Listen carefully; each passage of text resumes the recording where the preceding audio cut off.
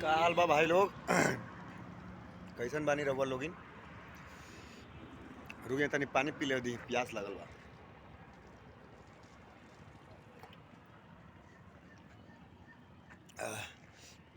फिलहाल है देखी ये अपन जमीन पर हम आइल बानी। ये हमार जमीन है सगुना से लेके खगोल वाला रोड में।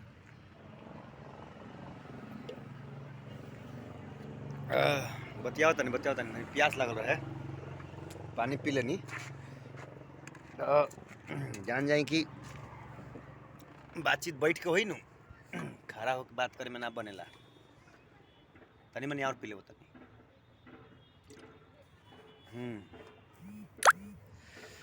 बात ही बटे कि बहुत परेशानी हो गई बा, बहुत ज़्यादा।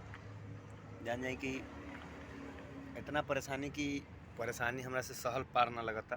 दोस्त लोग के, अपन मित्र बंधु लोग के जरा मुँह से देखता नहीं तो हाँ भाई का तो देखा ना मनोरंजन ऐसे भ गई वैसे भ गई। हम कहनी का भइल बताओ हमरा, का भइल, कौन ऐसा तकलीफ हो गई कि मैंने तोनी के इतना परेशान बारे सब। ई भ गई ऊ भ गई, दिक्कत होता, महंगा मिलता, सस्ता मिलता, ई मिलता वो मिलता। हमने का मिलता महंगा बताओ हमरा। सब दोस्त लोग के एगो मीटिंग बैठैनी, जान जाई तो मीटिंग बैठैनी तो सब दोस्त लोग अइले। हम पूछनी प्रॉब्लम का बाटे, लोगन बताव का प्रॉब्लम, आखिर दिक्कत का बा। सब दोस्त लोग इतना उदास रही। अब रोवे लोगन बताई, अगर राउर दोस्त लोग सब कोई उदास रही तो मन में खटकी नु कि आखिर काहे उदास बारे सो। तो मीटिंग बैठैनी, सब कोई से पूछनी बताओ का दिक्कत बटे। तो ये भइल कि भाई देखा बिहार में दारूबंदी हो गई बा, शराब उराब मिलत नहीं खे, मिलत बा तो बड़ी मुश्किल से। जान जाए कि तो रोज पिए वाला लइकन ना हम बानी ना हमारे दोस्त यार बारे सब। बहुत मुश्किल से, जान जाए बड़ी मुश्किल से सुबह ड्यूटी निकले से पहले एक आध पैक आदमी लगा लेवेला, और चाहे सांझ के फिर छुट्टी कैला के बाद तब आदमी एक आध दू पैक लगा लेवेला। ऐसे रोज ना मान लो कि अगर एतवार के पी ल तो सोमवार के तू अगर सवेरे ना छुए के बटे, साँझ के पी ल, जान लो। रोज ना, एक आध दिन बीच कर द, सुबह बीच कर द, साँझ के पी ल, साँझ बीच कर द, दिने माने सवेरे पी ल। तो कम पिए वाला लइकन सब बारे सब। तो बात भइल कि अब एकर कोई उपाय हल निकल बनू है। मान लो 12 लोग दोस्त यार समाज बाटे, साथ में रहता रहो। अब दारू महंगा हो गई, बाहर से लेके आवता सब, एड़ा के डेढ़ा बेचता, महंगा करके बेचता, तो एकर कुछो तो उपाय निकली। तो सब लइकन आपस में अपन पैसा डिस्ट्रीब्यूट करके आपस में मिलजुल के यह देख ली कि जान जाए कि यह जमीन बटे और इस जमीन पे काम लगवा दिले बनी।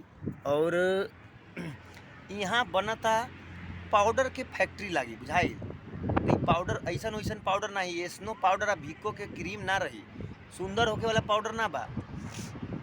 मीटिंग में बात यह भइल कि अब मसाला के पाउडर आवता, शरबत के पाउडर आवता, हर चीज़ के, धनिया मिर्चाई लहसुन से लेके हर चीज़ के पाउडर आवता। सरकार हर चीज़ पर ध्यान दे देलक, पाउडर निकाल देलक।